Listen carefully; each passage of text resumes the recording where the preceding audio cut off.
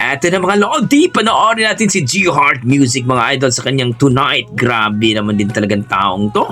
Pang-international talaga ang boses at masasabi mong talagang mai-inlove ka sa boses ng taong ito. Let's go, panoorin natin dito mga idol kay G Heart Music.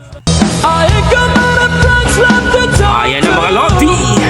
No, what's around when I'm in trouble? You know I'd do anything for you. Say it loud and keep it undercover. I just wanna lose your love tonight. Oh yeah! Oh, I don't wanna lose your love tonight. Ibang klase, G Heart Music mga idol.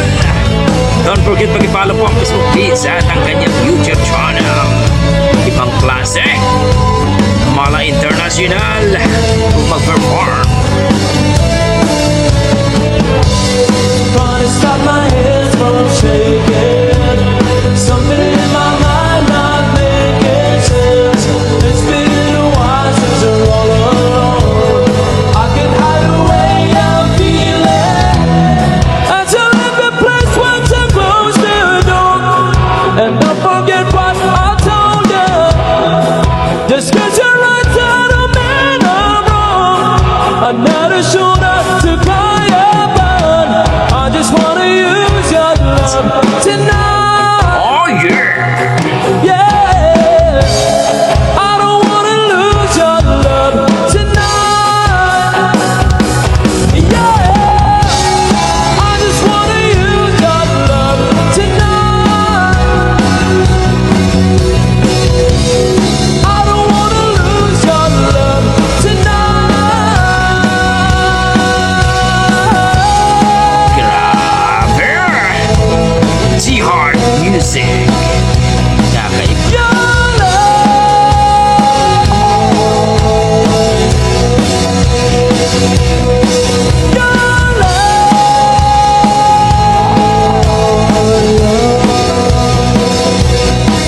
Your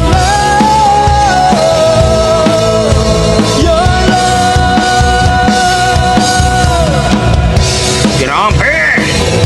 G Heart Music mga idol. Ibang klase talaga mag-perform ito.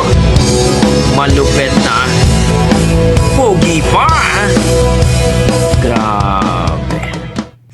So kayo mga idol, ano masasabi nyo dito kay G Heart Music? Grabe naman din talaga si G Heart Music mga idol. Ang lupit, gwapo na.